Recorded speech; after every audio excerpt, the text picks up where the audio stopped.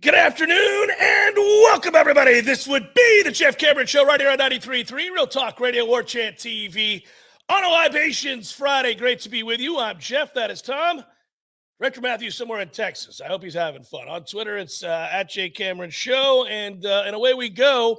All right, so it all culminates to this, right? We have the showcase tomorrow. We've been telling you all week long the different places that you can find us out and about today after the show, 5 o'clock, Appalachia Parkway, CP, little happy hour 11. Let's go. Let's get us a cold one and talk some Florida State athletics. Come on by if you're in town, and welcome in, everybody. Should be a beautiful weekend in Tallahassee. We'll be there for a happy hour. I know Corey will be there. I'm going to be there. I don't know about the rest of the crew because everybody's kind of doing their own thing, but in places to be, little meet and greet, little happy hour, 5 o'clock today. You got the Vegas Wall. You've got great food. You've got great people. And it's a warm and welcoming place. And then, of course, if you're so inclined, kind of make your way from there, if you'd like, on over to that event at the Moon, which is the Mike Norvell State of the Knolls event that we kind of tabbed it as. Just $40 for general admission tickets. You got VIP sponsorships if you want to do more. And that money goes to the Battle's End. The benefit is for the Battle's End. But there's silent auction items. They're going to be a roundtable. Our own Ira Chaffel will be a part of that with the guys on the beat talking about what they've seen this spring. You'll have an opportunity to meet players, both current and former.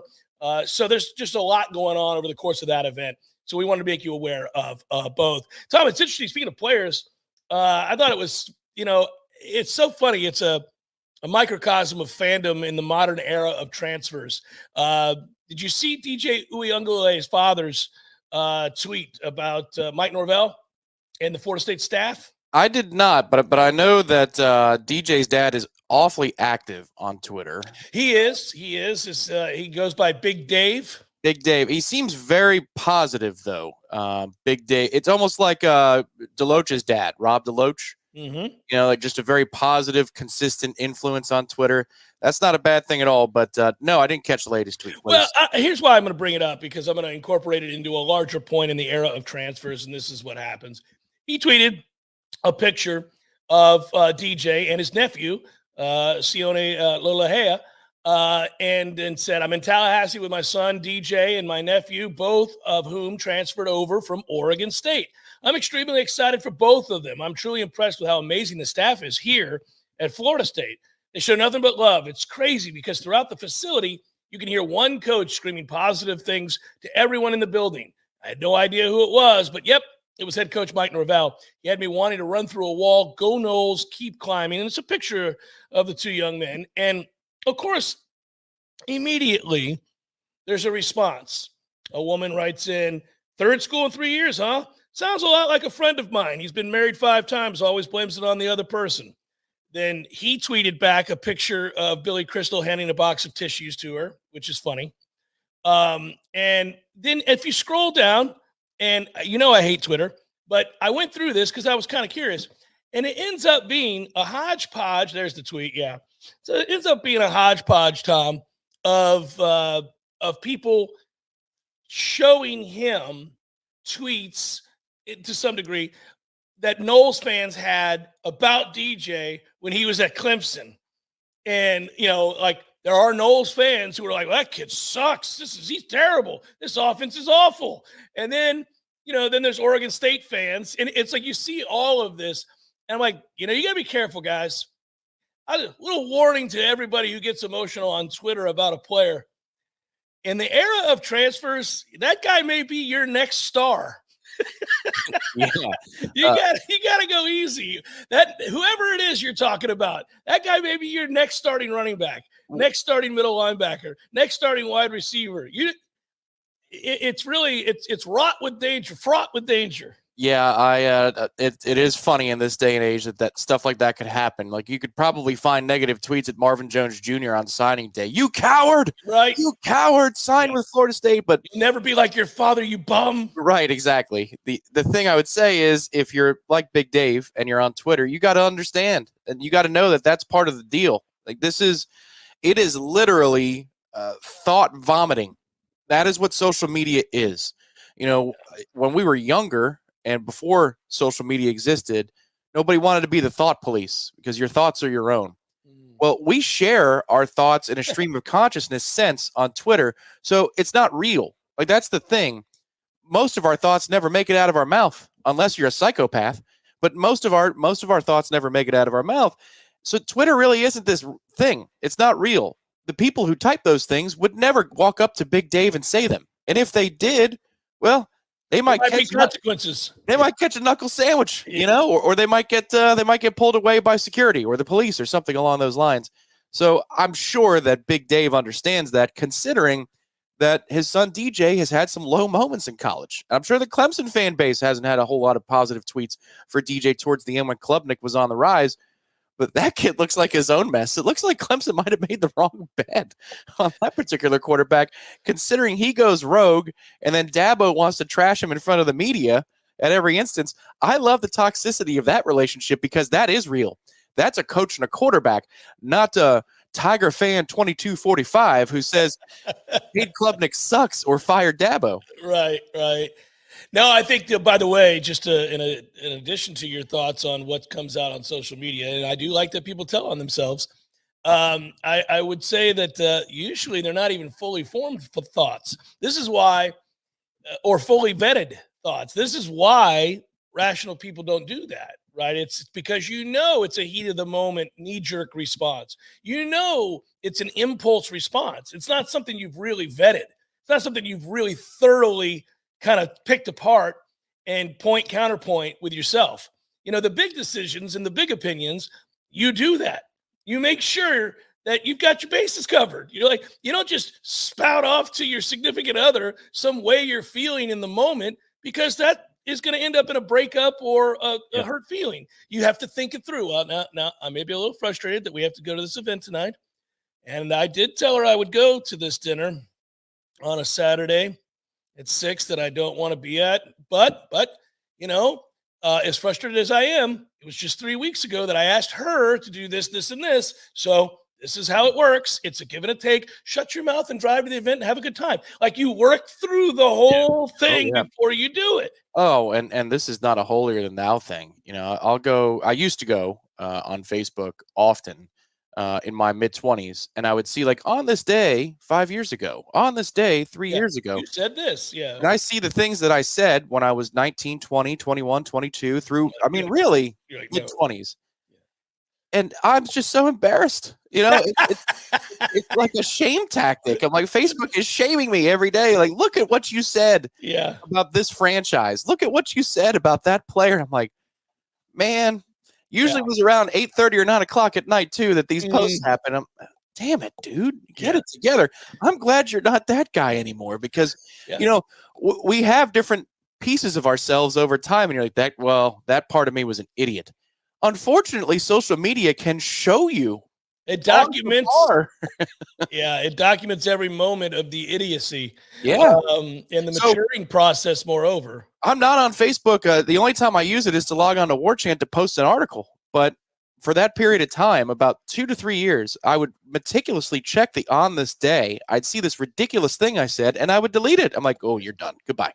It was like a cleansing of idiocy, So I'm not above it. I've been there, but I got past that, and we need some more people to get past that. Yeah, it's a fun exercise. Anyhow, I just thought of that yesterday. I saw that tweet, and I was like, man, it's a pretty walking on eggshells sort of era for fans of players and coaches and teams, because, man, they're hopping around left and right. You don't know. Today's enemy could be tomorrow's friend, and it's just, it happens so fast. I never just on DJ. He lit our ass up, and you had seen the moments with him where he was really good, and there's no getting around the sheer mass of humanity that he is. He's a big, strong dude with a huge arm. He was inconsistent, and I just remember when he played us, when he came here in that night game and lit us up, I was just like, I hope we get the inconsistent version, because it's in there. Like, the inconsistent version can have a bad game and really cost you. The really good version, like the one at Notre Dame or a couple of other games that he's had, he can look like the best quarterback in the country. He can look like a first-round draft pick. So he's had a wide array of performance. And I just think that what Mike's task here is to whittle that way down to we have the window of performance is not so erratic. It's more between these lines, not these lines, and I'm extending my hands and closing my hands. But it's like you look at you look at the performances last year at Oregon State. He was more consistent, and I think that his career has been about him trying to string together 2 and 3 and 4 games in a row where you kind of know what you're going to get out of him, making the right throws and the right decisions, and every now and then even sprinkling in a wow throw. If you get that version, then this team's talented enough to go out and win games, a lot of them, and make big plays and have a really, really productive offense. You just don't want the erratic version of him, the one that we were rooting for back when he would play against us. Yeah, I think he was more consistent because he was more confident last year. But that doesn't mean that he completed 65% of his passes. He's at 60 or he's under 60%. The thing is, they have small targets, and they were the worst team. They were the less talented team in a host of games because the Pac-12 was as deep as it's ever been in my lifetime as a league in its final year. So, you're coming into a gunfight with a nice knife because you've got a cannon for an arm, but it's still a knife. It's not even a bolt-action rifle, and I think that was part of the issue. You would like to think that with Florida State's offensive line, with the running game we might be able to generate here. Oregon State had a good one too. The variety of Mike Norvell's offense, he's coming from a good one. Better receivers, better targets to throw to. He's good for wow throws every single game. It's just sometimes it's an 8-yard bench route that goes 40 yards across the field. And you're like, well, who the hell's got that? I mean, it literally reminds me of a Joe Flacco throw. And I know that I'm a big Joe Flacco champion. He's a higher percentage passer than that. But it's just this, who the hell decides on 1st and 10 from the 25 to throw it on the 30 on the opposite hash in college, which is far side and nuts? It's a gain of 6, but it's a really impressive gain of 6. Yeah. This is the thing about him that I'm so excited about, and I put in my notes last week. He unlocks different parts of the field. Yeah. Yeah. The arm strength creates angles that weren't there for Jordan. Jordan's arm strength wasn't bad. This guy's is just nuts. I mean, again, I saw a throw on our half of the 50 on one hash go to the outside number on the other hash, 60 yards, about 50 yards down the field. But do the math, triangulate the distance necessary to make that throw. It's on a rope, dude. It's not a lollipop. That's the thing I'm excited about. When you're trying to create point-to-point plays, as Mike, if Mike Norvell or Alex Atkins, Tony Tokarz to a degree are installing, man, he opens up so many more possibilities. And with these playmakers, that gets fun. It also just opens the running game up. So, for me, that's kind of what I've harped on all along with him, is that a defense that has to guard the entirety of the field is not at luxury to do certain things that they'd like to do, including walking people up to stop the run. So I think it opens up all the doors. I mean, Florida State's coaching staff did in the portal and going out and bringing in all that speed and then going out and bringing in a big arm quarterback, they played to a strategy in personnel groupings. That's what they did. It's almost like in free agency in the NFL, where a head coach has a philosophy and he's going to say to his GM, look, this is what I want to do. In a perfect world, this is the offense that I would run. This is how I want to run it. This is what I believe wins football games in the league. And I need this kind of personnel. So of the flashy objects that are out there, there are 4 that we're choosing from here. This one doesn't fit what I want to do. He's a great player, and he's going to go on and do great things for somebody else, but he doesn't really fit what I want to do. Now, player B here, he really does a lot of things. He's a Swiss Army knife, and, this is the way I like to run offense. Like, I'm thinking about Shanahan in San Francisco, So you look at things like that, and I feel like it's so fun to get insight into Norvell's thoughts at the end of a 13-0 season. This is the essence of playing to your personnel, right? So we as fans will say about coaches, the best ones, they adapt and adopt offensive and defensive philosophies based on personnel. Like, hey, I'd like to have this, but I don't. So I can't try square peg, round hole. I got to figure out how to make this work. And the best ones can beat you in a variety of ways, doing a lot of different things based on those personnel groupings. Well, Mike did it at Memphis. Remember when we were talking about the hire at Florida State, we said Well, one of the things I like about the tape on Memphis is that if he had a team that could run the ball, he ran the ball. If he had a flashy quarterback with a big arm, he threw the ball. And he did a lot of different things based on those personnel groupings. And he even said it in his opening press conference. Now, I think he has an idealized version in his mind of what he would like to run. And I guess it would be fun to sit down someday and say, in a perfect world, if you hit on every one of the recruits you were trying to bring in based on their skill sets that you thought they brought to the table, what is it you would want to run and how? Like in a perfect world. But it doesn't work that way in college football. You miss on recruits. Sometimes you get them and they're not what you thought they were. You miss on the evaluation. Other times you just don't get them. They go to a different school. So you got to make do with the next guy. And maybe he doesn't have the same skill set, but you better be able to adapt to whatever that is. I think Mike revealed to you in this offseason some frustrations about last year's 13-0 team. And I think it's pretty cool because he immediately was like, F this. I'm tired of not being able to stretch the field. And that's the first thing he did was just go in and bring blazing speed. And every time we had another pickup, I would say to you, well, good. Talk about telling on yourself. He's letting you know he was mad about that last year, that they couldn't stretch the field. Well, he said it yesterday again. He's like, we can run now. You know, that's the thing that he's talking about. The spring, yesterday's interview is an interesting place for a lot of the coaches because you have the coordinators and Mike talking, and it's like reflecting on what they accomplished in the spring, even though there's a showcase to come and there's one more wrap-up practice as they get into summer work. But that's a lot of what it is a recap. And Mike Norvell said, we can run. You know, so my guess is if they're trying to add anything to the offense, it would be more size. I think it sounds like he is satisfied with the speed that they have. And boy, should he be. You know, with Malik Benson, you get Destin Hill back. That would be unbelievable too. But even without him, Malik Benson, Jalen Lucas, Ja'Kai can stretch the field as well. You got Jalen Brown.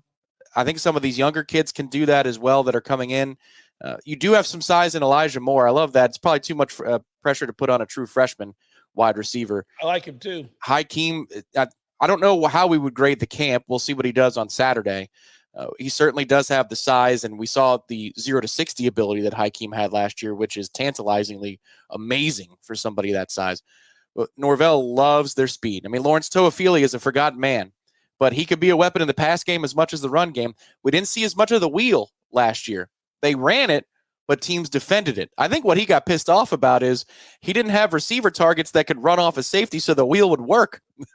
He loves that concept. So I think if they're going to add anything this upcoming portal cycle, it would likely be size because Mike sounds extremely satisfied with how they have addressed the need for speed. And I know that's an old cliche, but they felt it and they went out and fixed it. Yeah, and then the ability to run the ball allows you to take shots and all that other stuff, and you can control the ball and keep the ball out of other people's hands, and just there's so much that goes into this. I've been watching football forever and a day, and I'm just convinced always. I understand that the modern game of football is a game of throwing, but I still remain convinced that the best teams can run the ball when they need to run the ball, and it changes everything. And if you can there are games, by the way, that's one of the reasons. Let's be honest. What Michigan did, I said, as much as I roll my eyes at Harbaugh and how annoying of a character he is, 2 years ago, even when we didn't think they were for real and that they would eventually get exposed, I said, man, I kind of really like that in this era of spread and throwing it around and all. He's like, no, we are going to go big. We're going to run at you in a lot of different ways. It's going to be in waves and over and over and over. And I'm going to set you up, and I'll get big plays off of that in the passing game, but I'm going to run the ball. And if you're not man enough to stop it, you'll lose to us, and we won't throw. We don't even care if we throw. And then, damn it, they didn't win the national championship, although I think there's a asterisk next to it because we didn't get invited to the dance. But, I mean, they had games on the road against Penn State. They didn't throw a pass. I mean, that's in the second half. That's kind of cool. I'm not saying we're going to be that. But the idea of just walking in there, especially against the middling teams, and being like, look, DJ, I'm going to need you to go 12 of 16 today, partner, because we're running the ball. We're going to run the damn ball. Well, that's what he was 2 years ago in Tallahassee. He had 4 total touchdowns. I'd pulled up the game log earlier, but he was something like, let's call it 16 of 23. Yeah. for 200 and change. He ran 14 times, and some of that is sacks. It's college football, for another touchdown. I mean, yeah, that sounds like a nice line to me. It's 200 and change, almost 9 yards of throw. Yeah. So to pick your spots. But you're right. I'm talking about the wheel route or the rail concept that they love to run. Being able to run the football also helps with that because it keeps a linebacker honest or a safety near the line of scrimmage because they have to honor. Last year, we're forever in 2nd and 9. 2nd and 8 felt like a victory far too often. And so if they can get to a better place there, that would help. I would also point out that Michigan was guilty of cheating 2 different ways as well, and everybody seemed to ignore that. So there's a second asterisk because they were cheating at a level that a coach like Mike Norvell was comfortable saying that it was immoral and unethical.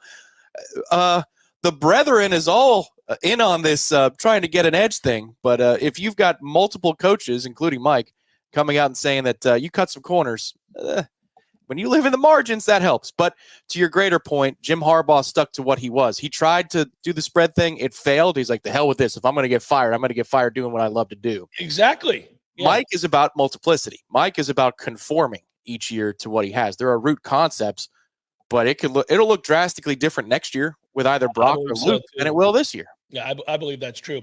As we round out the opening segment here, obviously I'm at home, so this is a recorded show today. Kind of had to be for some of the things that we were doing throughout the course of the weekend and the day today.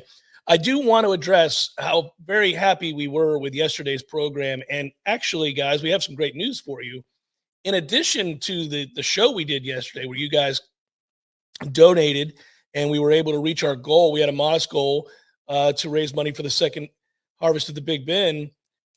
We set it at $4,000, and in show yesterday, we obtained that goal. We reached that goal, and then we went over. We had some really kind contributions late in the show that pushed us all the way over the $5,000 mark.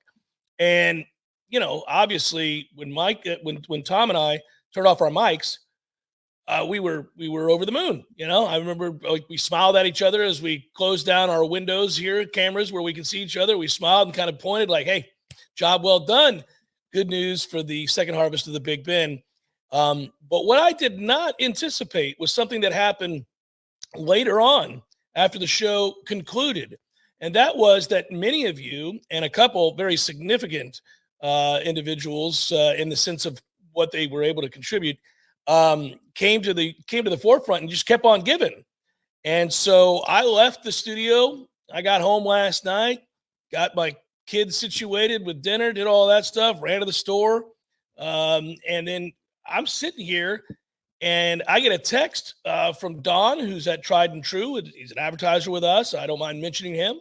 He was letting me know that he was finally able to get his credit card to go through. He was having a hard time during the show. And he was like, hey, listen, I just want you to know I did contribute. But, oh, by the way, are you aware that the total is now over $9,000? There you go, Tom. There's that. There's that thing again, buddy. I don't know over here, man. That's going to be on your end. And we fixed it. So I said, what? He goes, yeah, it says the total's over $9,000. Well, no sooner did I get that text and I was like, well, that's incredible. I'm going to have to go look at that. Within minutes of that text, I get a text from Tom Lang that says Z-Chan came in with a $4,000 donation, which I was floored. So goes without saying, but I'll say it again. Thank you, Z-Chan, and thanks to all of you. My goodness gracious. But guys, bravo. We were able to raise over $9,000 yesterday, all said and done, for the second harvest of the Big Bend. I'm absolutely floored by that number. And if you combine it with the golf tournament, we're, I think, over 15,000, something like that. Yeah, the final totals are coming in. It's at least $14,000, but we're looking like it's going to be north of $15,000 raised this year, which blows everything we've done in the past of the golf tournament out of the water. Every dollar counts over every year. Every year is significant, but we set a new record, and this one is wow. It's tough to beat. But I'll tell you, I don't mind having new goals every year because we're surpassing the old ones and leaving in the dust certain monetary sums. And I mean, this is, again, I just want to say from the bottom of my heart, and I think without question, I speak for Tom as well. Thank you so much, everybody. This is an amazing, amazing thing. So bravo to all you guys. And that's really what I'm saying. Thanks to everybody who contributed. Everybody doing what they can allows us to come together and really make an impact in the community. So that is absolutely huge. So bravo. It's Jeff Cameron Show 93.3, Real Talk Radio, Warchant TV. Attention, Florida. Are you a victim of an auto accident? We introduce our live chat sponsor, Hyson Leaka Law Firm, dedicated to representing injured clients statewide. If you've been in an accident, call Hyson Leaka Law Firm at 813-803-0733 for a free consultation. Remember, there's no cost to you unless they win. Your interests come first with Hyson Leaka Law Firm, the name you can trust for justice. Call 813-803-0733 now or visit HysonLeakaLawFirm.com. Hyson Leaka Law Firm, your advocate in times of need. I can tell you that there is no such thing as perfect timing. So take the first step towards your new home and let me show you what that really looks like. Chances are very high that you'll be very surprised at what I can help you do. When rates go low, prices go high, and that home that you've been eyeballing could be gone. If you're wondering how the drop in interest rates is going to affect your payment, give me a call. I'll be more than happy to show you all of the options available to get you into your new home. And for every single loan that we close for a fellow Knoll, I will personally donate $250 per closing to the Battle's End. Let's do this together and let's keep climbing. Call me today at 954-369-6171. That's 954-369-6171. Or you can find me online at loansforknolls.com. That's loansforknolls.com. Equal housing lender. NMLS number 373031. Get excited about your home design with Tallahassee Lighting and Decor, where you can discover an incredible selection of lighting fixtures, exceptional furniture, and unique decor for any style and any home. At Tallahassee Lighting and Decor, you'll get the chance to consult with one of our design representatives to curate the perfect space to fit your home and lifestyle. Visit Tallahassee Lighting and Decor today. Proud sponsor of Patty's Playhouse, Saturdays at 11 a.m. on Real Talk 93.3. Find out more at tallylighting.com. That's tallylighting.com. I'm Franklin, and I've been a Paul's Termite technician for well over 10 years. Working for a great company like Paul's Termite and Pest Control is a blessing for my family and myself. I get tremendous satisfaction knowing that the work I do helps protect most people's biggest investment, their homes, the place where they raise their families and build lifelong relationships. Paul's is a company that stands behind their commitments to customers and employees, and that makes me proud to represent them. I'm Jay. Having the privilege to work with people like Franklin and all of our employees is truly an honor. There is no doubt that the staff of Paul's Termite and Pest Control is the best in our industry. All of our people are local, and local really does mean something. We are North Floridians. Our kids go to school here. We shop here. We build relationships here, and we honor our commitments. To all of our customers, thanks for trusting us to protect your family, pets, and home. For the elimination of termites, any other pests, and a greener lawn too, call Paul's. We'll get them all. We all want more energy, more strength, more results. Well, welcome to Orange Theory Fitness as you take a step towards feeling more alive today. Backed by science, Orange Theory's heart rate monitored workout is scientifically designed to keep heart rates in a target zone, spiking metabolism and increasing energy. Orange Theory Fitness is a one-of-a-kind group personal training workout resulting in more energy, visible toning, and extra calorie burn for up to 36 hours. Experience a more vibrant life today with Orange Theory Fitness. To find out more, go to orangetheoryfitness.com. The Jeff Cameron Show, brought to you by Orange Theory Fitness. 2 Tallahassee locations, Midtown on Thomasville Road and Northside in the Village Common Shopping Center. Online at orangetheoryfitness.com. Libations Friday rolling on. Jeff Cameron Show 93.3, Real Talk Radio, Warchant TV. And, you know, I was thinking, Tom, you'll be out of town, but I may put together an impromptu sort of relaxed, a non-sponsored sort of NFL draft watch party of some sort. Like, I'll just meet you all out at Bumpus or something like that, and we'll just do it up because I'm getting giddy, man. I'm getting giddy about the draft. There's a lot of intrigue in this draft, and yesterday we documented some of the trends for Florida State players, but I think that overall this draft has the potential to be fascinating and perhaps 2 or 3 teams willing to move around, and that's when things get really interesting. So, you know, quietly, or maybe not quietly, the NFL has blossomed into this interesting, like, off-season, not for off-season sake where they drum up interest in the way of PR, but like superstars get traded. Like it just happens now. Like you wake up one day and you're like, what? Stephon Diggs is gone? Like you're like weird things, half-time stars all the time now, just out of the blue. And that's also been true lately in the draft where you're like, so wait a minute, they're going to do what? This team has the first pick and the second pick? This is crazy. So it's like you're seeing things like that now, which make it legitimately interesting and not kind of made out of nowhere bull. No, I almost said, yeah. I was too yeah, you know what I mean? Yeah, and that's why you have to project trades in your mock drafts. You gotta be realistic here. The league has improved so much the last few years. The COVID year was fantastic for the NFL. I don't mean the attendance numbers. I'm talking about the product versus college. That was the first time since, I don't know, maybe the mid 2000s, I feel, in which I thought the NFL product was superior to the collegiate product. And I think it bled over to the next season too, 2021. And no, it's not because the Buccaneers were good at football. The Bucs run the old school thing that I kind of didn't like, which is pocket passer, check it down. Now, if you're going to have the greatest ever play, that makes it fun.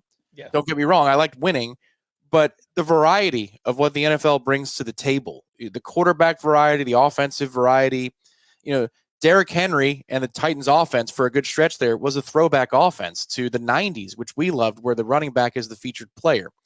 We live in an era where a Lamar Jackson-led offense can be a thing and a thing that makes you a contender. We live in an era in which Josh Allen, who started out his professional career as a runner who needed to learn how to throw, is allowed to grow. 10 years ago, I don't think he gets the time to do that. So it's not a homogenized offensive product. And so you have different storylines. It's what made, I thought, the NBA in the 90s fantastic. You had dynamic duos, but they got it to the basket in different ways. Pippen and Jordan were very different than Malone and Stockton. Were very different than Kemp and Peyton, and you can go down the line. This is why I think a lot more people have come back to the NFL game, and their numbers continue to go higher and higher and higher, because you've got so many different characters. It interplays with the salary cap and the ups and downs that had already happened, but it's not the Mike Glennon show where that's all you have across the league, or 24 Mike Glennons. Thank God we don't have 24 Mike Glennons. I couldn't do it. Throw it over the top, 3rd and 8. I mean, like you've got the variety is the spice of life, and right now football has got a lot of spice to it. Ooh, you just made me shudder to think.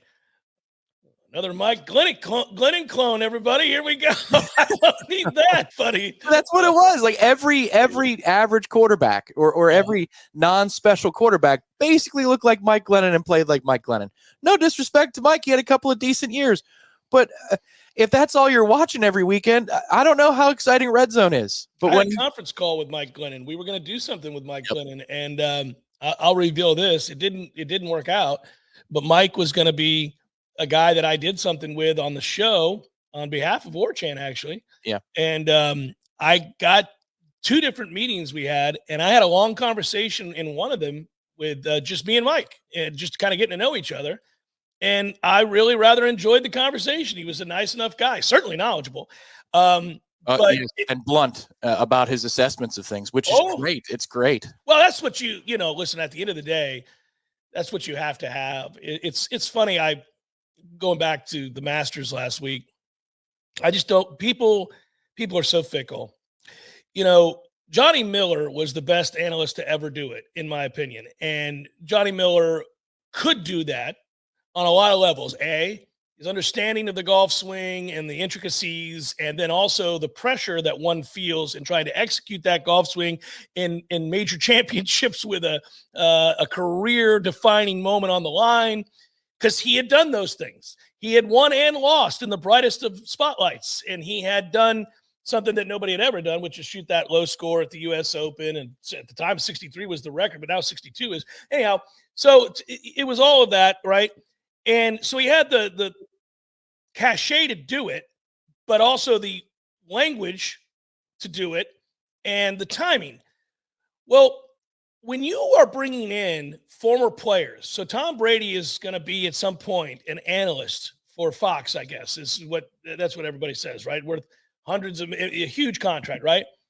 The only thing you ever have to ask yourself about any analyst anywhere is, are they going to be blunt and honest? Are they going to not worry about hurting feelings? Are they going to be assertive, not afraid? That's what you're there to do. Now, you don't want somebody who's just going to take random pot shots at people and have it be personal, but they have to be able to express and articulate criticism that's fair based on their in-depth knowledge of the game. And like Brandel Chambly does that better than anybody else in golf right now. And then as soon as he does it, people get angry. They're like, oh, well, like, that's what he's there to do. That's what he's there to do. And then they'll be like, well, what did you do? He look, that man was a 2-time All-American. He did win on tour. He's not a bum. Like, can we not? People don't want to hear it. But then if you don't do it, you're bland and boring. You have to do it. I'd be okay with a guy who took random pot shots if that was his thing. Just his shit. Kevin Burkhardt here with Tom Brady. We're watching the Titans and the Colts. Well, I'm not rooting for Will Levis today, Kevin. He's just a goofy bastard. I don't like him. Yeah. My analysis may not be the most unbiased in the world, folks. I just don't like this guy. Yeah. We'll see, though. Maybe he wins, but I'm not rooting for it. Yeah, he's tough to wrap your arms around, all that silliness we've seen off the field. Oh, okay, Tom. Well, we'll be right back here with the kickoff of the game. The thing about Johnny that was so great, and I think the best analysts have this, is they have a heart. Like when things go wrong or when things go well, you feel the empathy, the sympathy. In some cases, if you're a great analyst, you can't empathize or you can't sympathize because you've never been there with the lows of the lows. But I loved where Johnny Miller, to use your favorite tournament, it could be the Shell Houston Open. Yes. And it's a journeyman player. And this journeyman has the jitters throughout the front nine, and he overcomes them and he wins. And you'll never hear from him again as a player. He's walking up 18 with 2 putts to win his first tournament, and Johnny's crying. Like, he's crying. He's like, oh, yeah, he's like choked up. Such a special moment. Yeah. Anytime you win, and you're like, he is so happy for this guy when he achieves. The best analysts have always had that moment of, boy, this is the most special feeling in the world. I hope he soaks it in, that kind of a thing. Well, and also they project based on what they know to be true scenarios that somebody's about to confront and begin to speculate with you, the audience, how that might go based on the track record of this individual, the circumstances they're in, their personality. Like a lot of it, one of the things I always liked about him or anybody, and you can do it in football too if you're good, is to look at this and say, you know where this is headed. I mean, this is going to be a fourth quarter game. These two teams are playing nip and tuck, and this is going to come down to a final drive, and he's going to have a chance to make plays. And this is legacy cementing. Now, does he make those plays? Does he make those throws? Because if he does, it's going to change the way we view him forever. That he can make those throws when they have to have it and go down the field and win this game, or he won't. Or he won't. He'll come up short, and it will confirm our suspicions that he was not that guy. Well, that's true. They do that in golf all the time, too. It's like, okay, well, you work so hard to get in a position to win a major. We're on the back nine here at Augusta, and he's 1 shot off the lead. It's there for the taking. Yeah, so last year's U.S. Open, even though his tee shot on 18 would have been out of bounds on any golf course in America not named L.A. Country Club, right? The shots that Wyndham Clark had to hit to win the tournament and beat Rory, I mean, they're unassailably great. You're like, well, you've made about 5 shots today that if you don't have it, like deep down in your soul, you're not winning this tournament. So even though I think that 18 tee shot is BS, you made it. Yeah, but he stepped to the tee knowing that he could. He knew. I've got the room. Hey, if I block it out, that was me at the Clearwater Air Park course on the second tee every time.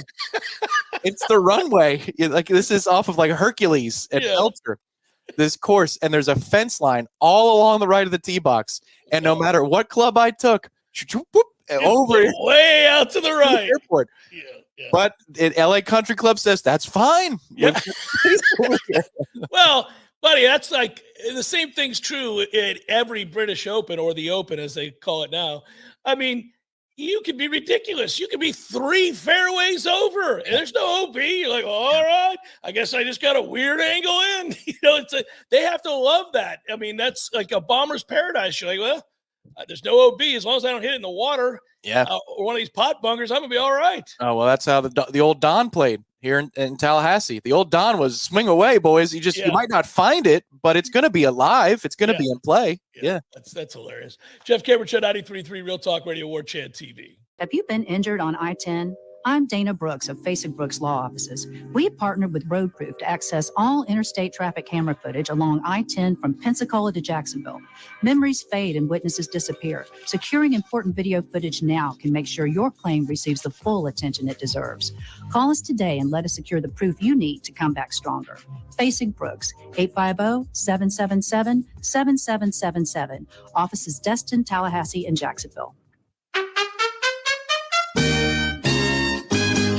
Haven't seen this guy since, what was it? Oh, shoot. U2 at the Sphere in Las Vegas, baby. Hey, how about that, man? Wasn't that fun? Good show. Good show. Everything about it. Nearly perfect. Nearly perfect. I had everything I could possibly want. I wanted one thing, couldn't find it, and I looked everywhere. No Cubans. What do you mean? No Cubans. There was Cubans. No, I didn't see any Cubans. Dude, no. I'm sure there was Cubans there. I mean, No. I walked around. There was a moment right before the show. I thought, got to find some Cubans. Nothing. Dude, there's Cubans. There was Cubans. I'm sure there was Cubans. In Las Vegas? In Las Vegas. No Cubans in Vegas. There's Cubans in Vegas, man. Eddie, there were no Cubans. Chef. The sandwich. There were no Cuban sandwiches. You're Cuban. Of course I know there were Cubans there. Oh, the sandwich. Yeah, no, there probably wasn't many there in Vegas. No Cubans. No, not yet. Gordo's, bringing the flavor and flair of Cuban food to Tallahassee since 1996.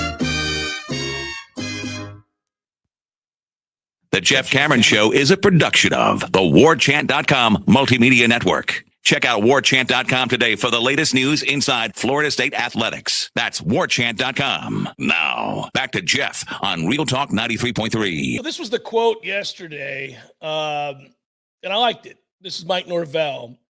I told them after practice, I've been a head coach going on now my 9th year, and I usually get a pretty good sense of a team by how the practice before the spring game goes and what their approach to it is. And seeing that mentality, we had some passion and aggression throughout the day. Some of that we've got to hone in on, make sure we're keeping our mindset correct. But I love the way that the guys competed. So, this has been a testy spring in a lot of instances. There have been plenty of skirmishes, plenty of extracurriculars after the whistle. And it hasn't been an indicator that they don't like each other. It's just that they're competing at a very high level, and there are a lot of spots up for grabs. I mean, the number of snaps being fought over is very real because there's depth at these positions. And that's really the overriding point he's making there, is that there's a ton of depth, and he likes that, and he likes how competitive they are to fight for those snaps. Yeah, he'd like to see him ease up on punches being thrown after plays. We did at times this camp. There were moments where I thought it was a little excessive, where guys really went at each other in a way that was not indicative of being teammates. So there have been a couple of those. But I think it's important that they have that fight in him, and I think it's important that he assesses it that way and talks about it openly that way. He likes that. He wants that. That's good.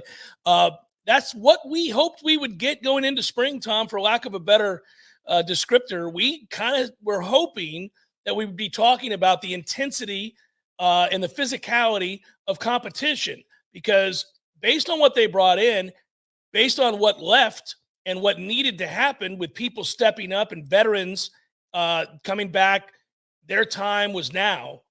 You knew like the potential for some intense battles were there. We've gotten it this spring. Yeah, don't you think it was stoked by the coaching staff, though? I mean, to some extent, sure. Yeah, you've remarked on how Mike Norvell has been a little bit more pushy. We'll put it that way. He's been a red ass the entire camp. Yeah, because he knows that they need to compete at a high level. He knows that they don't have locked-in starters. Like, of the 22 positions on offense and defense, far fewer are locked down this year than last season. And so you've got to stoke that fire to make sure that the guys understand that and they compete every day. And so some of that, I think, is intentional. The coaching staff was hoping to get that out of them. I like that they've got a little bit of extra sizzle to them, because the identity of this team, I believe, versus last team last year's team, has to be a little bit more bully ball. I've said that before camp started. It looked like that's what they were recruiting to, transfer portal recruiting to, was bringing in some more size to impose their will on the line of scrimmage and be able to physically tell you on 3rd and 1, here it comes, you can't stop it when we're on offense. Roydale Williams, DJU, those guards that they brought in, send that message to me. From a personnel perspective, when you look at the listing on the 2 deep, that's a lot of beef, man. That's a lot of size. And so I'm glad to see that they're taking to that. But what I'll bounce off of you, because you see more practices than me, even though there were more, scrums this year, it's remarkably quiet at practice when you're talking about guys showing their ass or pouting or extracurricular issues that you say, oh man, this is a sign of a kid who doesn't understand or doesn't get it. Under Mike, it's been remarkably calm in that regard. You don't see dudes getting thrown out of practice left and right. You don't see, punishments levied.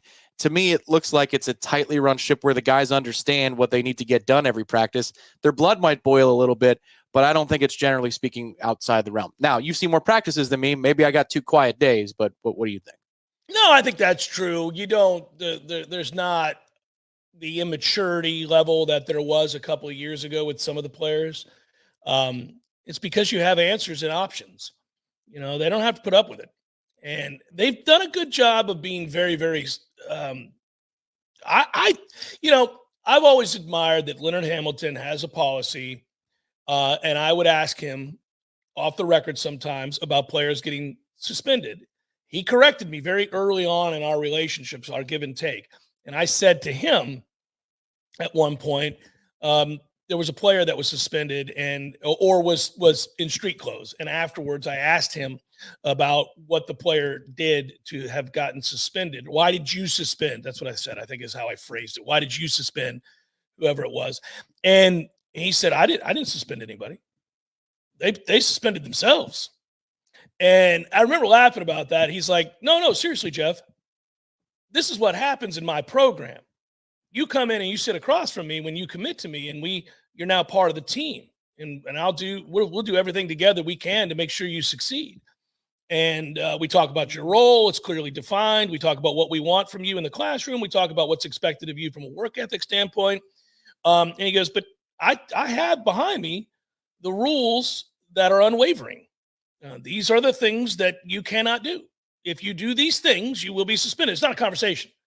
In other words, this is not going to be a negotiation. If you skip a class, you're suspended. If you, whatever it is, right? And he had a series of things, but it was clear cut. And he said, so that way there's no confusion.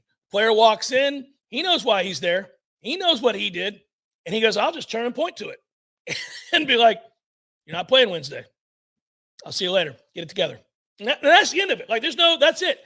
I feel like Mike's the equivalent of that in football. Like, it's sort of this idea that, hey, man, we're not doing this.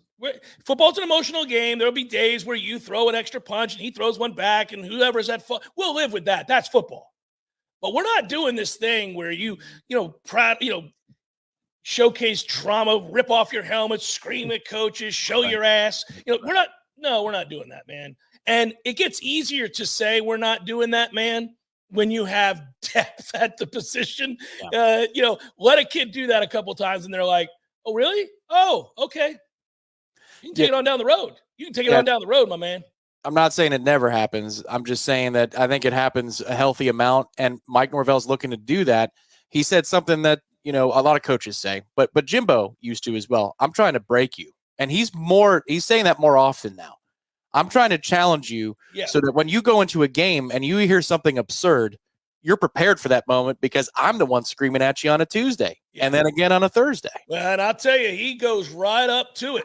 I mean, right up to it. There are moments where you're like, woo, I don't know, man. Makes me a little uncomfortable.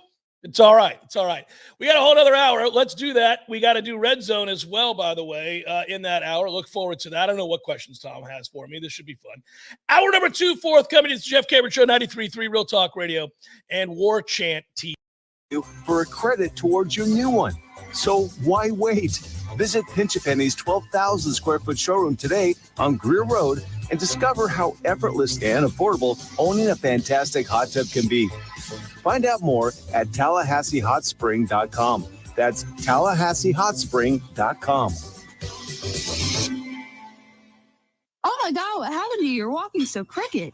Well, I was walking my alligator and I tripped on a cypress knee and I spilled my margarita. Oh my gosh, your margarita. Yeah, I blown my back completely out. I had to ride the alligator home. I don't know what to do. My back's killing me. You're such a poor man. You should know you should go to Finn Chiropractic.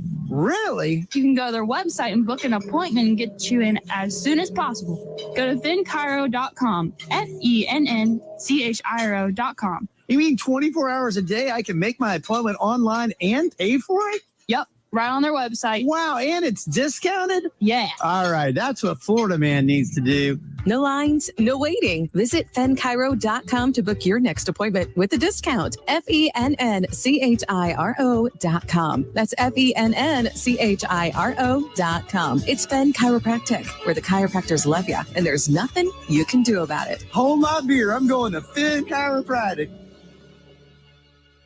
Widden Glass has been taking care of business since 1945. When you call Widden Glass, you're dealing with experienced, reliable professionals who offer only the best. Like Widden's top-of-the-line bath enclosures that provide style and luxury at an affordable price.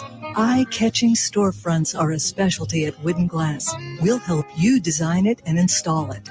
Widden Glass, the first name in glass replacement. Call 222-5781. There's fun to be had every night at the Corner Pocket. Take-home prizes on Trivia Tuesdays and Beer Bingo Thursdays. And kickstart your weekend with Martini Fridays. Plus happy hour runs every weekday and game day specials every time the Noles take the field. Watch all the best games at the Corner Pocket's Vegas Wall, featuring 560 inches of flat screen TV heaven. Oh, really? The best food, the best drinks, and the best place to watch all the games. Tallahassee loves the Corner Pocket. Coming up next, more of the Jeff Cameron Show. Live and local on Real Talk 93.3. WVFT, Greta, Tallahassee. If you need bold banners to boost your business, but you're on a budget, think Staples. Posters, flyers, signs, and menus for less? Think Staples. Staples can print anything you need to move your business forward. Now at Staples, save $50 on your print purchase of $150 or more. Same-day service available on hundreds of items if you order by noon. And all backed by Staples' Print Perfect guarantee. So it's done right or it's printed again free. Staples, your local print and marketing expert. N61, visit staples.com/print for details. Now your ideas don't have to wait. Now they have everything they need to come to life. Dell Technologies and Intel are creating technology that loves ideas, loves expanding your business, evolving your passions. We push what technology can do, so great ideas can happen right now. Find out how to bring your ideas to life at Dell.com. Welcome to Now. Zaxby's has been perfecting chicken fingers for 30 years. So what now? Now we go to the sea. Introducing the Southern Fried Shrimp Meal with butterflied shrimp that's perfectly golden fried. A perfect blend of cocktail sauce and Zax sauce that we call Zax Tail Sauce. Plus perfectly seasoned crinkle fries, perfectly buttery Texas toast, and even a drink with perfectly pebbled ice. Here's to 30 more years of perfect. The new Southern Fried Shrimp Meal at Zaxby's. Woo, saucy. Zaxby's. I'm Greg Tisch here to share one of my favorite TCC stories. In the summer of 1966, Eugene Lamb wanted to stay in shape before leaving to play college basketball in Louisiana. So he jogged to Tallahassee from his home in Midway and helped lay the bricks for the first building on what's now the TCC campus on Appleyard Drive. Today, he is a longtime member of the TCC District Board of Trustees. It's no exaggeration when we say Trustee Lamb helped build TCC into what it is today. TCC thanks our community for 58 years of support. We look forward to moving into the future together. Hey folks, it's me, Mac and More, spokesperson for Tallahassee's favorite Apple and Mac product store, Mac and More. We all know what Mac is all about. It's your MacBooks, iMacs, Apple Watch, iPhones, iPads, we've all got them. But what's really cool is the and more. And there's a lot more at Mac and More. They can help set up your new gear, migrate and back up your data, teach you new tricks, and how to use everything better. And if something costs too much to fix, they'll tell you the truth. There's a lot more at Mac and More. See for yourself at macandmoresystems.com. Or you can take it from me, Mr. Mac and More.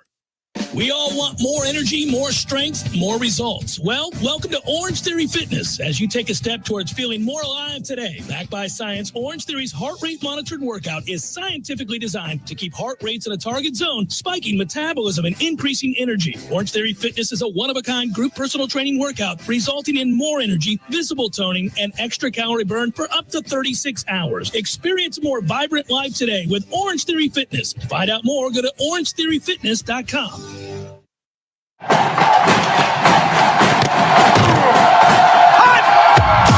Broadcasting live from Florida's capital city, this is the Jeff Cameron Show, brought to you by Orange Theory Fitness on Real Talk 93.3. Now, stop what you're doing and listen closely. It's time for the Jeff Cameron Show in 5, 4, 3, 2, 1. Hour number 2, Jeff Cameron Show 93.3, Real Talk Radio, Warchant TV, Libations Friday. Good to be with you. Thanks for being with us. On Twitter, it's at J Cameron Show. And we will be later today, when this show concludes, on our way. I'll be on my way over to the Corner Pocket Bar and Grill. 5 o'clock happy hour. Reminder, make it happen if you're out and about and you're ready to celebrate the weekend that is with the Spring Showcase. Come on out and let's raise a tall glass to Florida State football. The showcase is tomorrow. Our event at 5 o'clock today at the CP. Just a little happy hour. It's literally going to be an hour. I don't know if Corey will linger longer. He sometimes does. That's his second home over there at the CP. I will be there for an hour for sure. And then if you guys are planning on moseying on over there to the event that benefits the Battles Inn, that's a good thing too. We had Ingram Smith on the show yesterday. Hopefully you guys got to hear that. Mike Norvell will address the audience there. That event is from 5 to 7:30. Little crossover, a little bleed over there if you want to come by for a cold one. The moon is right down the road. You could do both. $40 general admission tickets. So go to thebattlesinn.com to get your tickets. Our own Irish Chappelle will also be over at that event. He will be part of a panel discussing what they've seen from spring, and we were doing that in the last hour, Tom, having a good time with it. Options, depth, competition, feistiness, rules, all of that were the talking points. Hey, Zaxby's, I saw you just pop up on the screen. Deliciousness from our friends at Zaxby's. If you are, in fact, tailgating this weekend, forget about it. How easy is that, right? You roll over there to one of your 109 neighborhood Zaxby's here in Tallahassee, and you grab yourself a couple of those platters, along with an ample amount of Texas toast, and you dip it in the spicy Zax sauce, and you celebrate goodness. That's what you do this weekend. It's a good play, always a good decision, and get the extra platter. If you're thinking, do we have enough? Do I need to get another platter? Get the second platter. You will thank yourself. And then just a little word to the wise from somebody who might have had some leftovers from a pregame show a time or two. We remember that when it was in the studio. 400 on the air fryer for 6 minutes. That's it. 400 in the air fryer for 6 minutes. Yeah, that's a good one, by the way. That's good. That air fryer is kind of a game changer. It is. Mm-hmm. You know where it's really a game changer?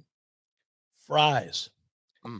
Fries, back in the day, if you did not eat them in a timely fashion, they were going to waste. They were being thrown away. They were soggy and cold. You can't eat them. But with the air fryer, you're golden. It's like it's brand new. It's almost like what modern medicine did for man.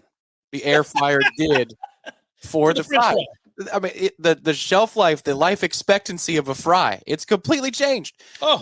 They could be regular fries, crinkle cut fries like Zaxby's fries. Mm-hmm. And I think the crinkle cut fries are actually more suited for the reheat, for the air fryer, because they're denser. There's actually more potato in there, which means that when you reheat it, there's more to work with to create the crisp.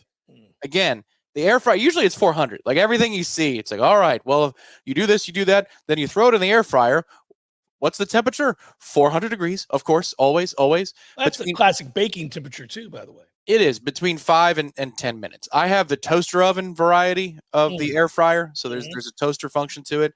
But the Zaxby's has made it into that air fryer once or twice, and it comes out with those delicious sauces. The fries, though, you're right. That also little extra seasoning on them for day 2. Bring it. I know it's a game changer. Hey, I saw, by the way, where Arizona State quarterback Jaden Rashada has entered the transfer portal. And I think back to the saga that we referenced the other day. And now here we go. So that was a guy going to go to Florida, ended up at Arizona State. Now he's going somewhere else just like that. Curious. Yeah. That one, it sounds like Georgia is interested in bringing him in, because Georgia did not close strongly in the quarterback class at a high school.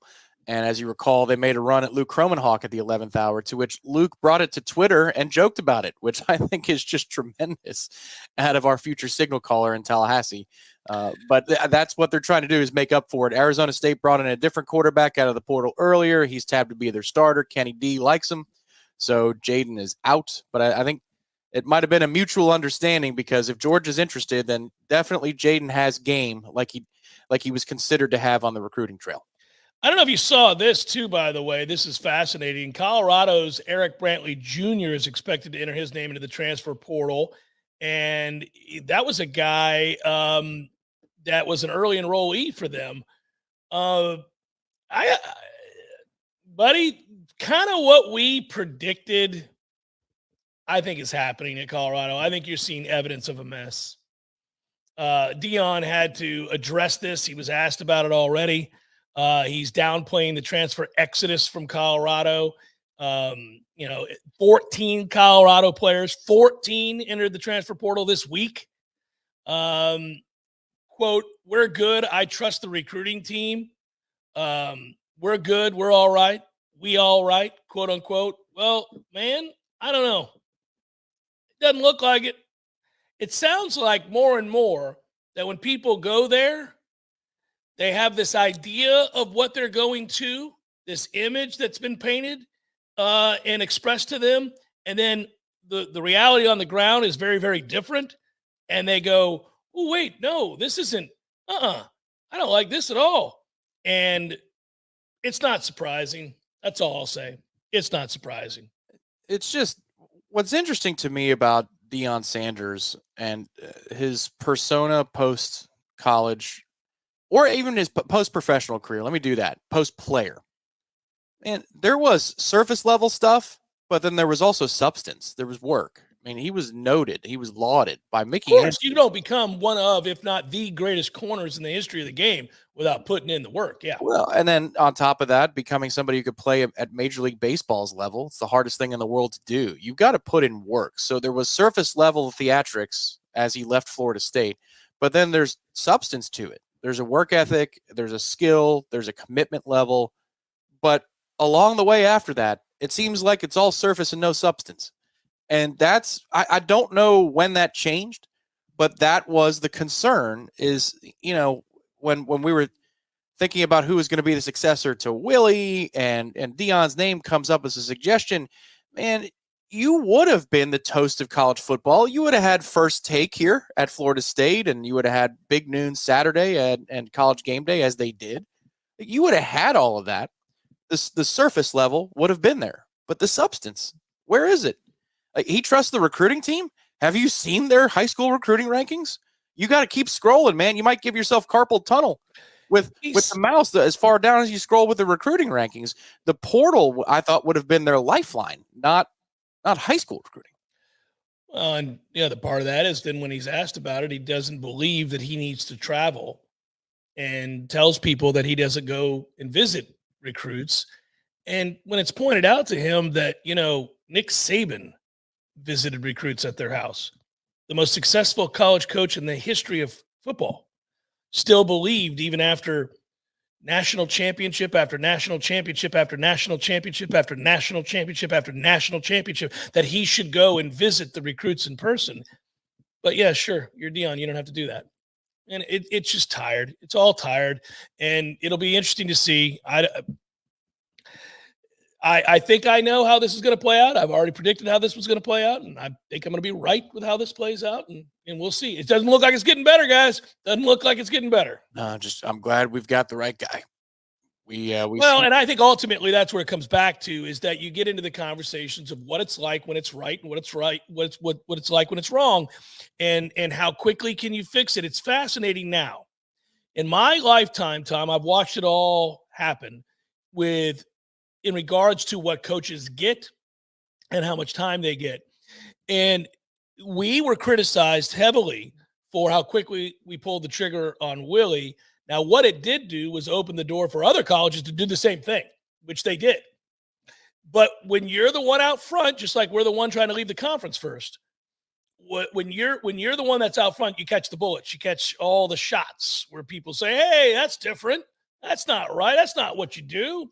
Well, this is what we're doing because I know how this is going to play out, and I'm not going to fall under some nonsense umbrella, these guidelines that suggest from 10 years ago that you need to wait a full 4 years or you need to wait 3.5 years. No, man, I know this is a disaster.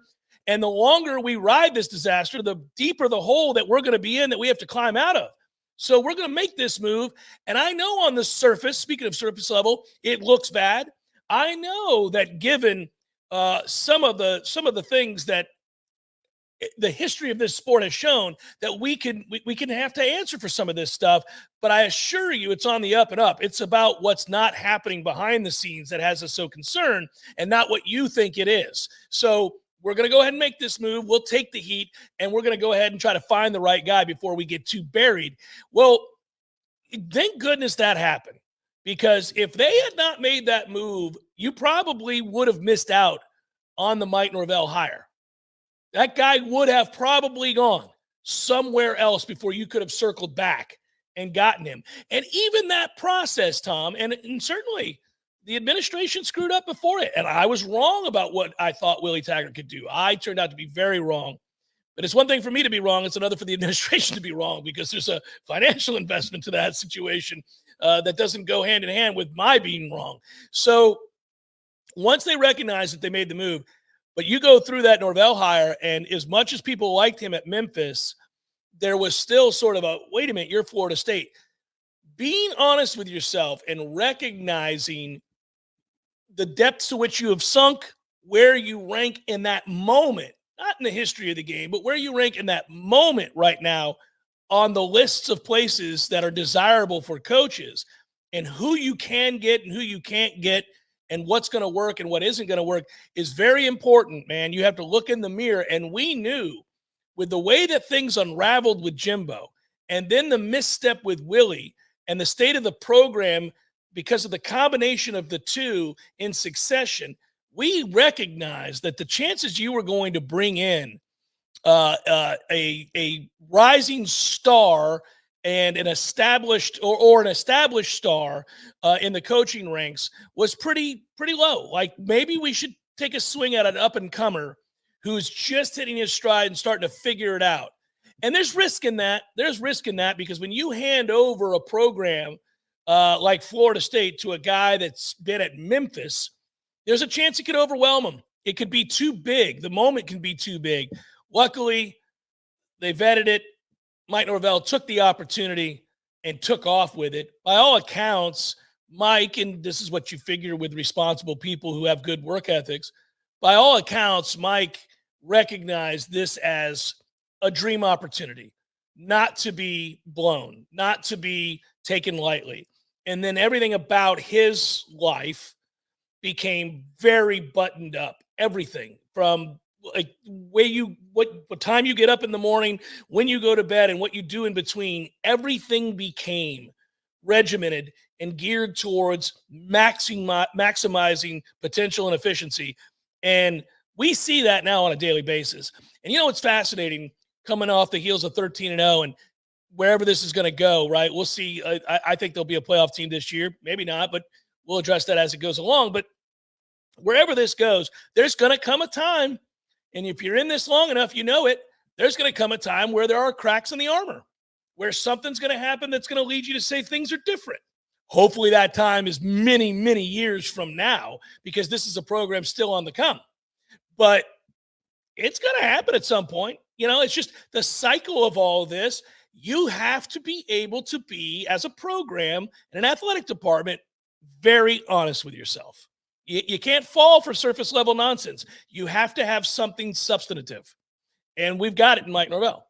Yeah, exactly. He says built to last, and he took it to the brink. That was the risk. He took it to the brink, and the hand he was dealt with COVID is out of his control and unforeseeable. I mean, really. But it was 0-4. And it's what do you do from that moment of 0-4? And look how far we've come since then.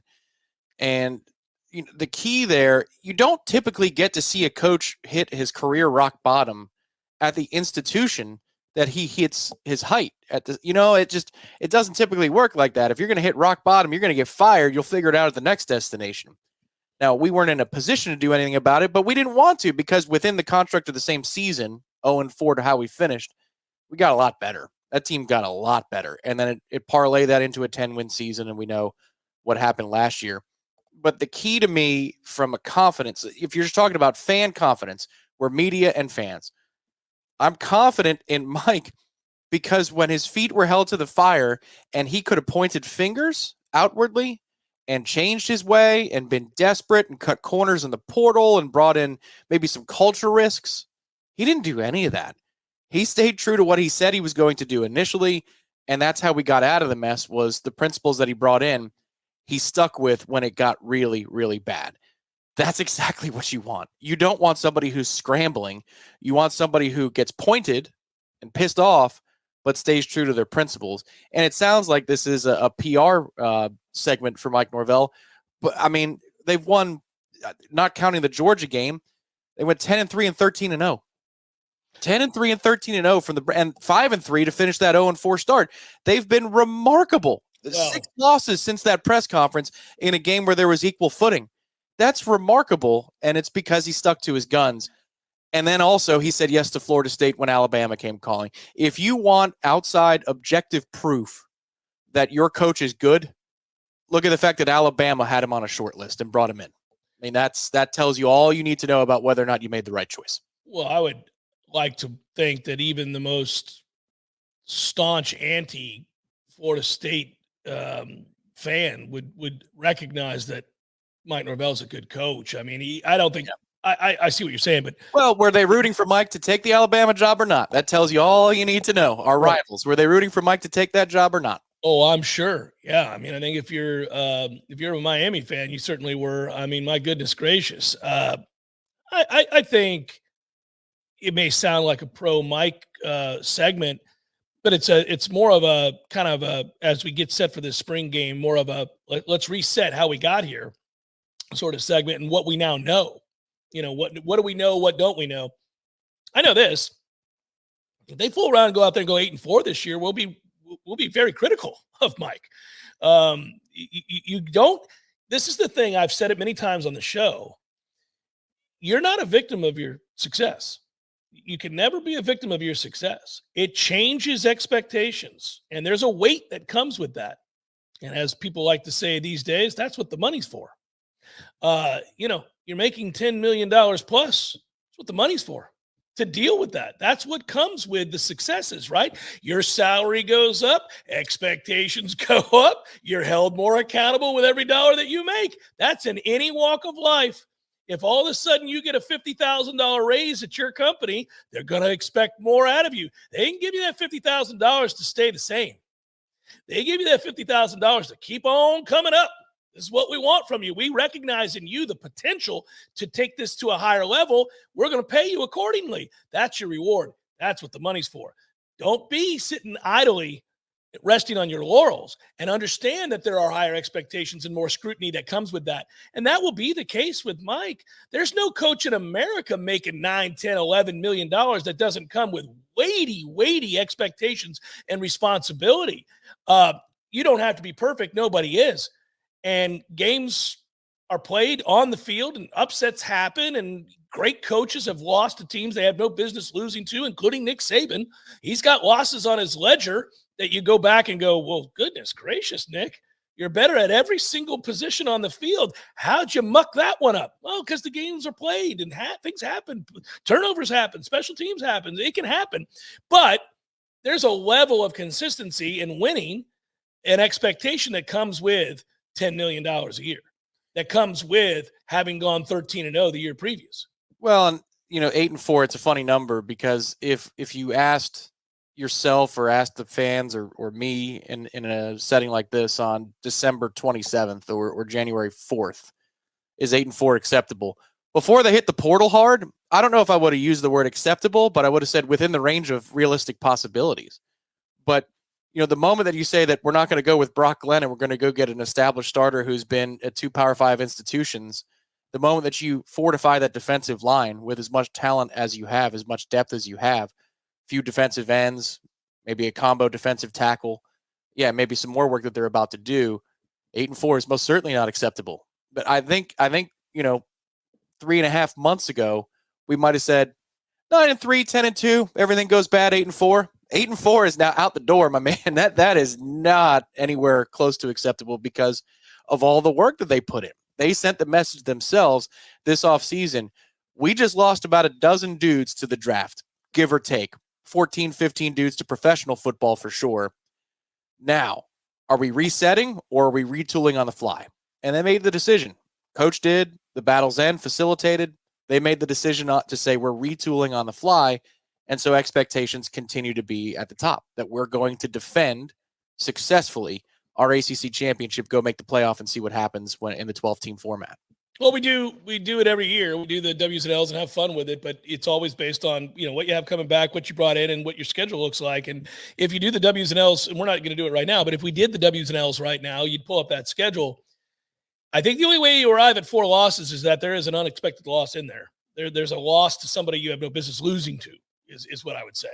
It's either the road SMU game, it's the first game of the year against Georgia Tech, and you don't play well for some reason because it's a lot of new faces getting acclimated overseas. I mean, like something weird happens and you don't hit the ground running. But it would have to be that there's something in there where you go, ooh, like to me to get to 4 losses. Listen, man, normally you'd say, well, you can't assume a win against Florida. Well, yeah, you can. You can this year. It's here and they're a mess. And yeah, I think you could. And okay, you want to say that maybe you lose the road Miami game? Maybe. I hope not, and I'm not predicting that. But okay, maybe. Could you lose at home to Clemson? You could, but to get to 4, you'd have to lose at Notre Dame, and you'd have to lose somewhere else that you're not expecting to lose. Right. All the games that are quote unquote on even footing or close to it, you lose all of them. Yeah, you bet we'll be critical in that moment. Correct. The only way that's even in the realm of acceptable, and I don't even think it would be, is if your injury luck is worse than it was last year. And it was horrible last year. I'll say this. There are already fans who wonder why it was that way. I am still willing to chalk that up to being incredibly unlucky. That sometimes injury luck, as the phrase goes, doesn't go your way. You're unlucky because it's a violent game. And the potential for injuries any given year are everywhere, every week. We understand that. Normally, you're not saddled with an inordinate number on one side of the ball, which is what happened this past year. And you still went undefeated. So sweet Jesus, they did a remarkable job. But yeah, that you have to always consider that fact. But I will tell you this, if it happens again, those fans that are already suspicious of the injury luck will begin to assert things that may not be true, but they're going to say them loud. They'll scream it from the mountaintop like, why are we the most injured team in America all the time? That's what's going to happen. And it's funny because right now people love Josh Storms. Let this team fool around and get injured a bunch this year. They're going to be like, hey, man, what are you doing? Right, wrong, or indifferent. That would be the word vomiting on Twitter, right, that we just talked about last hour. Without question, that's what would happen, without question. By the way, my friends at Tried and True Consulting, they're a payment and business solutions company owned by fellow Noles. As a Noles business owner, they're committed to reducing costs and increasing your bottom line and give back 10% of their net revenue to the Battle's End. That's pretty cool. You're going to want to hit the trifecta today. Scan the QR code that you see on the screen, or you can call Alumni's Don or Joe, and they will get back to you and tell you, hey, this is it. We're going to win. And that number is no longer in front of me. So it doesn't do you a lot of good to call them if I can't give you the number. But you've heard me in past episodes. Hit the QR code. I'll give you the number later. It changed from my copy. I'm like, no, it's not. This isn't the 844 one I gave you yesterday. I got to be consistent. Anyhow, Tried and True Consulting. Look them up. Go online, find them. You'll see what I'm talking about. Hey, we got to do Red Zone when we come back, man. Let's do it. Jeff Cameron Show, 93.3 Real Talk Radio, Warchant TV. Attention, Florida. Are you a victim of an auto accident? We introduce our live chat sponsor, Hyson Leaka Law Firm, dedicated to representing injured clients statewide.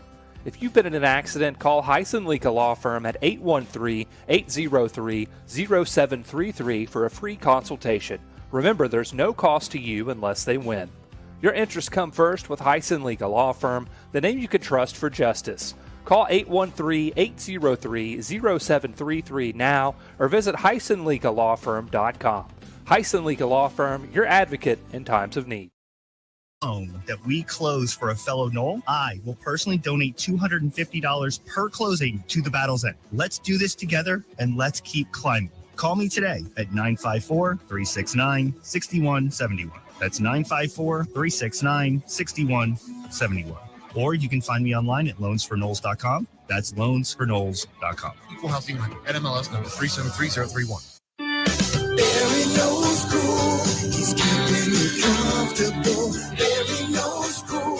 You can put him to the test. Your heating and air conditioning system doesn't check with you before it takes a break. That's why we're always ready to help. Any day, anytime, anywhere. And with our annual service agreement, there are no overtime charges. Ever. At Verno Heating and Air, we will always be there for you. Barry knows heating and air conditioning. License CAC 1816186. Hey, let me tell you about my friends at Tried and True Consulting, a Seminole-owned business that specializes in payments and business solutions. Tried and True's core expertise includes card, ACH, point of sale, mobile, e-commerce, and hosted payment solutions. Tried and True will help you reduce costs and increase your bottom line. That always sounds nice. Whether you're a retailer, restaurant, licensed professional, or service industry, Tried and True is saving you money. Tried and True's expertise extends to payroll, video menu ad boards, IT services, web design, and social media. It's time to make one call and tell the competition to take it on down the road. Call Don or Joe today at 844-464-6653. That's 844-464-6653. When you do business with Tried and True, they contribute 10% of the net revenue to the Battle's End. So go Tried and True today. Call 844-464-6653. At Epps Decorating Center, we're your locally owned Benjamin Moore retailer. We're your store for quality with brilliant and durable paints in a variety of sheens and thousands of colors. We're your store for service with one-on-one advice for contractors and homeowners. We're your local experts, and we're here to help with all your painting projects. Benjamin Moore, available at Epps Decorating Center with 2 locations in Tallahassee. Find a store near you and visit EppsDecorating.com. That's EppsDecorating.com. We all want more energy, more strength, more results. Well, welcome to Orange Theory Fitness as you take a step towards feeling more alive today. Backed by science, Orange Theory's heart rate monitored workout is scientifically designed to keep heart rates in a target zone, spiking metabolism and increasing energy. Orange Theory Fitness is a one-of-a-kind group personal training workout resulting in more energy, visible toning, and extra calorie burn for up to 36 hours. Experience a more vibrant life today with Orange Theory Fitness. To find out more, go to orangetheoryfitness.com. Let's get right to it. It's that time of the show every week where we have an opportunity to get into the red zone thanks to our friends at Artisan Financial Strategies. I know Adam recently tweeted out that he's been able to help some Knowles out there, fellow Knowles, and get them on the right path. I would strongly suggest if you're searching for financial security and understanding and long-term success, or you don't have the right guy or gal that you're working with now, Adam is incredible. He and his team at Artisan Financial Strategies, nothing short of the best. And I'm so glad we've been able to partner. He and his team at Artisan Financial Strategies prepared to coach you to victory in the red zone. Hey, some of us midfield trying to get into the red zone. Others are right on the goal line, knocking on the door. Either way, you want to make sure that when you retire, you have enough money. You don't want to run out. And you want to make sure you protect your family against rising healthcare costs. You want to maybe plan your legacy. I don't know, whatever it might be. The Artisan team bringing a combination of over 30-plus years of planning experience. KnollRetirement.com. If you go to the website, it's cool. Type that in, KnollRetirement.com. You'll see all the different things that they offer in their areas of expertise. KnollRetirement.com. Make sure you do that. Let them know you heard about it on the Jeff Cameron Show, and they will help you out. That's KnollRetirement.com. Tom, what is, after the sounder here, I would be remiss, my goodness gracious. I'm curious to see what your question is. Here we go. Welcome to the majesty. Every freaking rep. The elegance. To win the game. Oh, he hits the upright. It's no good. You have entered. Someone burned down the funeral home. You burnt the funeral home. Lives will be changed. Sideline. Touchdown. Unbelievable. Mothers will cry. When you see your players give all that they have and you lose that way, it's tough. Legacies are etched into eternity. I know who I am. North, South Dakota was his brother from West Virginia. This is the Red Zone. That's good to know. You know, the whole storyline with the funeral home and Kane and Undertaker is the most absurd, wonderful play on like wrestling themes, or maybe ever. It's just, and that's saying something. It's incredible. Who did I see in the bushes outside of the funeral home? There in the bushes. Yeah. Was the Undertaker.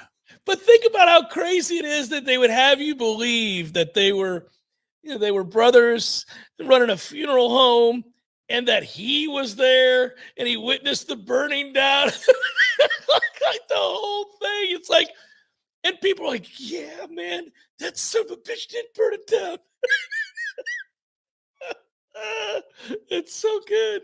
It was Kane was honestly my favorite wrestler growing up.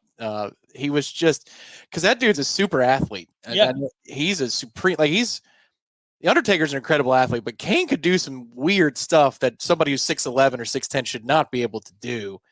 And then he ended up running with D-Generation X towards the end. Yeah, which didn't make any sense. No, and he used the breather like, suck it.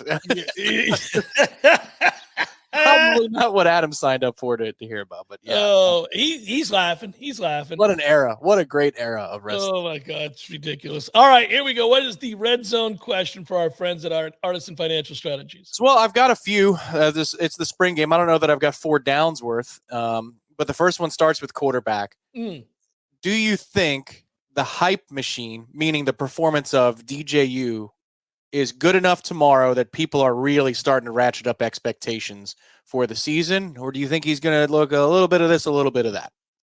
Yeah, format will dictate some of that enthusiasm. I don't know what they're going to do tomorrow as far as how close to a game-like scenario we're going to see. It's got to be somewhat close, right? They've got former players calling plays. Yeah. So we know that. I think that I'm going to go with that he'll make enough throws to excite people. I suspect there's going to be a few downfield throws tomorrow, and some of them are going to be awe-inspiring.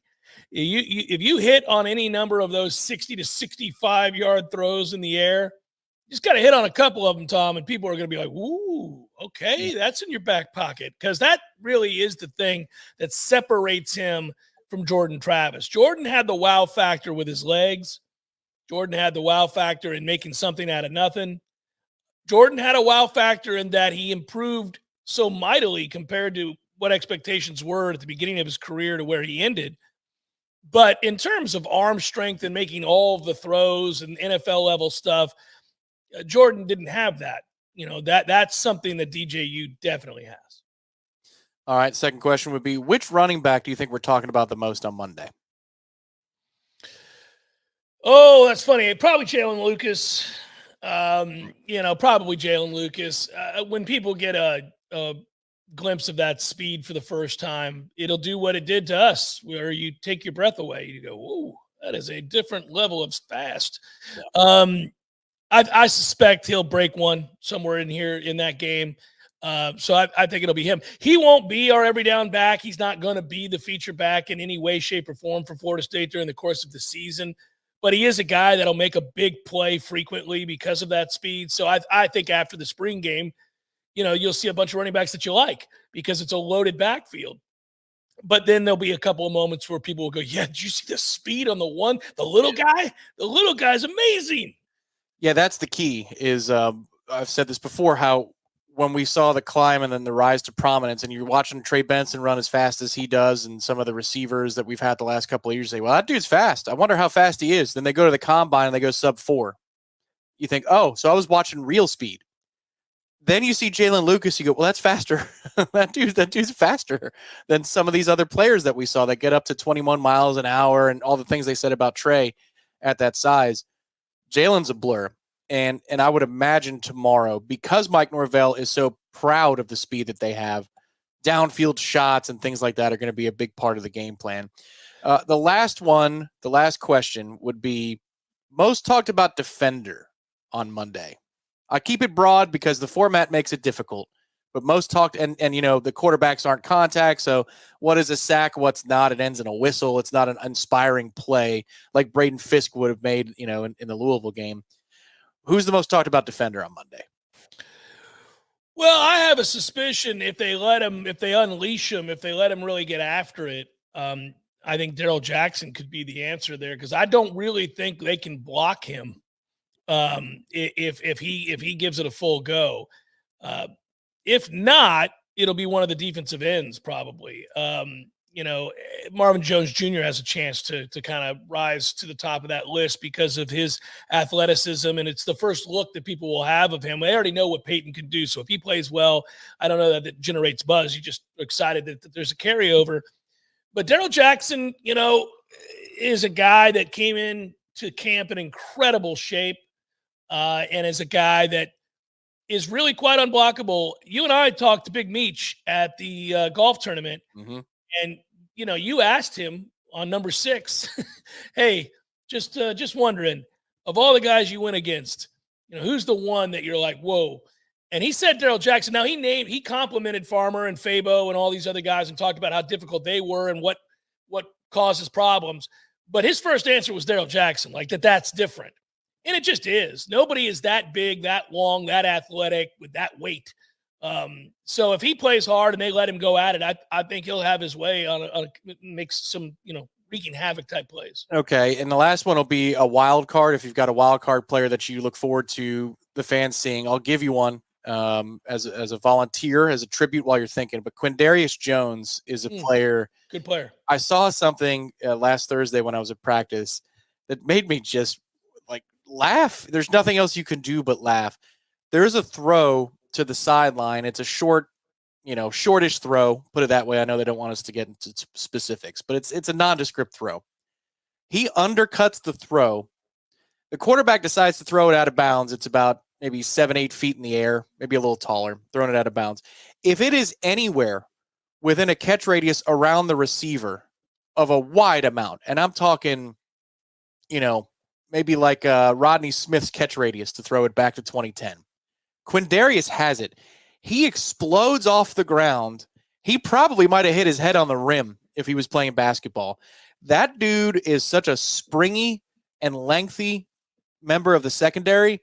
A format like tomorrow where you see maybe a lot of the 2s and the 3s play for extended periods of time, I think it calls for a player like Quindarius Jones to have a nice day. He is ascending. That dude is a combination of all the right things you're looking for in a defensive back. Well, he's 6'2", 200 pounds, and can jump over the moon. I would have told you that a guy that would have surprised you. There are a couple guys that would have surprised you that are not going to be participating. Jamari Howard is a player that I was overwhelmed by as a true freshman and really had high hopes for him to maybe get on the field this year. And then, unfortunately, there's some other guys that aren't going to play that are banged up. So I'm going to have to go another route. Who could surprise tomorrow? Vendravius Jacobs. He's had a good camp. Oh, think it's full circle? It's coming full circle from last year? I think he's starting to get it, and he's had a good camp. So I'll take getting good odds on Vendravius Jacobs, right? You're getting good odds. I'll go that route. He could surprise. He's had a good camp. And I think the best part about Vendravius Jacobs' camp hasn't been just the athleticism. We already knew he had that. hasn't been the route running, which he actually had right off the bat as a freshman. It's that he's taken hard coaching. He's taken hard coaching and just goes back and does it again. And he has been coached hard. I mean, they are testing him. They want to see, are you cut out for this? Are you capable of doing what you need to be able to do for us to trust you? And kudos to the young man. Last year, every time his name came up, I said, well, geez, I don't know. And people knew what I was saying. I got to tell you, this camp has been a good camp for him. So I'll go outside chance of him doing that. NoreTirement.com. NoreTirement.com. Jeff Cameron Show, 93.3 Real Talk Radio, Warchant TV. Power Mill Training Academy equips motivated athletes focused on baseball and softball with the specific tools to reach their true potential. Now, you'll read that if you go to their website, but I'm here to tell you that, look, whether it's your daughter wanting to play softball, your son wants to play baseball, or maybe they just want to have fun and get the most out of their abilities, and that's where Power Mill comes into play. They've got coaches and camps that teach for every level of play for your son or your daughter. To learn more, go to PowerMillSports.com. There is no Bigfoot, Eddie. Would you stop with that nonsense? There's a Bigfoot, Jeff. I wish there were. By the way, I don't want you to point to me as the guy that takes all the fun out of the room. I wish there was the Loch Ness Monster. I wish there was the Bigfoot. I wish there was the Chupacabra. All the things. They're all mythical except for the Bigfoot. The Sasquatch. The Bigfoot? The Bigfoot. There's big feet. There's lots of them. So, like, different breeds, like different kinds. There's families. There's different families. And, so if they're in the snow, you call them a Sasquatch or the Yeti, right? Yep, and then here in Florida, that's a skunk ape. And but never heard that one. By the way, why do you think it's real? We would have found them by now. They're the hide and seek champions of the world. Nobody finds the Bigfoot. I think you believe in Bigfoot. I do believe in Bigfoot. You don't believe. I believe in Bigfoot. Don't tell anybody you believe in Bigfoot. I would go look for Bigfoot, but he scares me. Gordo's, bringing the flavor and flair of Cuban food to Tallahassee since 1996. The Jeff Cameron Show, brought to you by Orange Theory Fitness. 2 Tallahassee locations, Midtown on Thomasville Road and Northside in the Village Common Shopping Center. Online at orangetheoryfitness.com. Wrapping it up, kind of a combo effort here in the last 8 minutes or so. I'll get you your probables. Tom's got some Red Russians out there for us, maybe, perhaps. A little something. I'm looking forward to it. He hit on a massive parlay if you were listening late last time. So I'm going to take this advice very seriously. He's on a heater. Tom's on a heater. And then we'll go from there. By the way, where do you stand on Harbor Town? You either love that course or hate it. I love that course. I'm not a big fan of it. No. Yeah, it That's doesn't funny. do it for me. It's too much point to point. You can go play St. James Bay and play Harbor Town. That's how I feel. St. James Bay doesn't look as pretty as Harbor. It's the same thing. All right, drive it to this spot. Here's your landing area. All right, around this. I mean, It's a different test, Tom. It's not bomb and gouge, buddy. Sorry. You got to actually play pinpoint golf here. I like that. Hey, I like the challenge of courses that, allow you to be creative without there being marsh between a landing area on both sides of it. You could choose paths. Like Capital, you could play it a few different ways. That's what I like about our home course. Yeah. I like it. Screw you.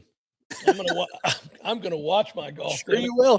You're gonna get that plaid jacket, and they're gonna shoot the cannon and everything. I have 17 bets on that damn tournament. I better watch it. I think part of me is also sick of it because I played Links 386 as a kid, and Harbor Town was one of the featured courses. It's all I played was effing Harbor Town. Yeah, you probably are tired of it. I will. I'll be watching today. Actually, let's double check that. By the way, have you? I go down a rabbit hole with this stuff. I can watch Nelly Corda swing a damn golf club for hours on end. I just watched that. The rhythmic, soothing nature of the way she swings a club is otherworldly. I dream of having that kind of tempo. It is silly. It's just so easy going. Here we go. It's unreal. It's force times lever arm. It's a long lever for the female game. But God, it just gets there so easily. Yeah. It makes you want to play golf. You're just like, well, good God, this game's easy. Look at the way Nelly Corda plays it. Yeah. It's unreal how her brain, the way that works. It's remarkable. All right. So what are your hockey bets here, buddy? What do you got? Okay, I've got a rundown on most all the series. I'll keep it brief. These are just series trends to look at and recommendations. On the Metropolitan Division, that's in the Eastern Conference bracket, you've got the Rangers and the Capitals, and you've got Carolina and the Islanders. I like unders. I like unders early in that series for both. Washington's got a red-hot goalie, all right? So Washington's got a red-hot goalie named Lindgren. He's been phenomenal down the stretch. They had to basically win out to make the playoffs. So Rangers, Capitals, just bet unders early in the series. I like 3-2s, 2-1s. If it's under 6. Under 6. Yeah. Okay. 5.5's dicey, but I'd still play the under on principle. Carolina and the Islanders should be that way as well. If it's not, it's because Carolina's kicking the crap out of the Islanders. So be alert on that. Boston, Toronto. I like Toronto in that series. Boston is they're whatever. Toronto's scoring capabilities, they're going to score, I think, 4 a game. So you could either do team total over on Toronto, you could do minus a goal and a half. Overall, I think you'll win 4 out of 6 if you place those bets on Toronto. Florida, Tampa, I wouldn't touch. That series comes down to how many special team situations there are. I don't know how it's going to be officiated. The more time special teams happen, the more it favors Tampa. But Florida's the better team. So we'll see. I wouldn't touch it. That's dangerous. In the West, Dallas is a machine. I'd pick Dallas just to win. You probably get some good odds because Vegas is a pretty good team, but Dallas to win. And then Winnipeg, Colorado. This is interesting. It's a regular season versus postseason type mindset. Winnipeg owned Colorado in the regular season. You might get good odds still on Winnipeg because Colorado has the star power. So the Jets, just take a look at the Jets. I would be medium confidence. The most confidence I have are the low numbers in that the New York series, both New York teams. Look at the buddy. I got it. Good job. Good job out here today. With that, let's go to some probables in Major League Baseball.